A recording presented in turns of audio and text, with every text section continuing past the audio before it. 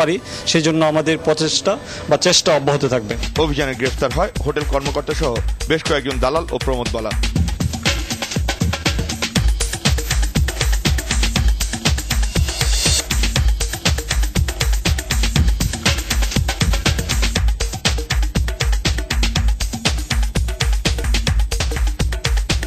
এই অনাকাঙ্ক্ষিত আবাসিক হোটেলগুলোর বিষয়ে এলাকার জনগণ জানালেন অনেকটাই বসবাসের অনুপযুক্ত হয়ে পড়েছে এলাকাটি। এই দিক দিয়ে যাইতে দেয় না, খালি আদেরই টানাটানি করে, একবারে বন্ধ করে দেওয়া চাই। এই হোটেলের সব এই যে দালালরা আছে, দালালরা এমনিতে যাইতে দেয় না। দালাল আছে বহু দিনে আর চলাফেরা করা যায় না, এই রোদ দিয়ে চলাফেরা করা যায় না, সকলে টানাটানি করে। সারাদিন তারা সকালে আসে, সন্ধ্যার সময় যায়, তারা টাকা কামাই নিয়ে যায়। পুরোটা হোটেলে একই অবস্থা।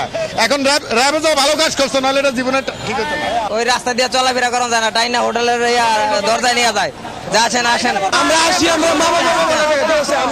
আমরা ভার্সিটি যাওয়ার জন্য, ওরা জানে ওদের কাছে যাওয়ার জন্য, আমরা বাবা টাকা থেকে ওদের কাছে যাওয়ার জন্য। ভাই বলেন আপনি, এখানে অনেক দালাল আছে, কি করেন যেন কার্ড দেয়, ঠিক আছে, মোবাইল নাম্বার দেয়, আবার ওখানে রাস্তা ফুটের উপরে বলে বিভিন্ন কথাবার্তা বলে যে হোটেল নিয়ে যাওয়ার জন্য বিভিন্ন প্রলোভন দেয় যে এত টাকা দাম, ওই টাকা দাম, যে সুন্দর সুন্দর মাল দিমু, এটা দিমু, ওইটা দিমু, হাত ধরে টানাটানি করে বিভিন্ন প্রয়োজনীয়তা উপরে নিয়ে যায়, কাজ করে। বিড়ম্বনার এখানে শেষ নয়, সবচেয়ে বড় শিকার হন এই ফুটপাত ব্যবহারকারী বিভিন্ন বয়সের নারীরা। অহরহই ঘটে ইভটিজিং এর মতো ঘটনা।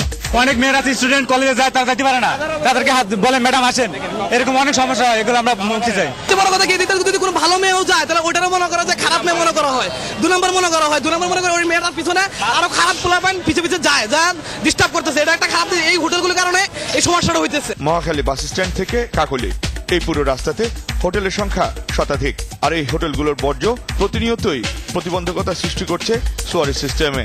টোটাল বন্ধ, পুরো বন্ধ করা লাগবে, ডেইলি রেট দেওয়া লাগবে, বুঝতে পারছেন?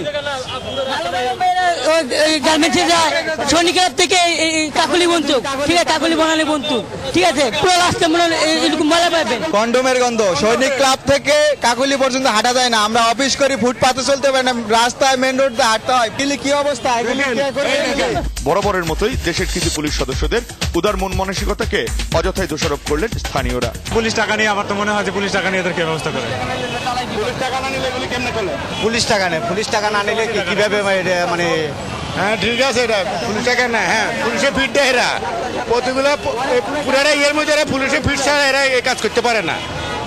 নিশ্চয় পুলিশ টাকা নিচ্ছে, না হলে এগুলো এত বড় সুযোগ কিভাবে পাচ্ছে? সামাজিক এ সকল অবক্ষয় রোধ করতে হলে শুধু র্যাব নয়, প্রয়োজন পুলিশ সদস্যদের সমাজ বান্ধব চিন্তা চেতনার। জনগণ জানতে চায়, বিশেষ সময় যদি চলতি দায়িত্বে থাকা পুলিশ আইন মেনে চলতে পারে, তবে রাজনৈতিক শাসন আমলে কেন তাদের সততা বিসর্জন ঘটে প্রতি পদে পদে।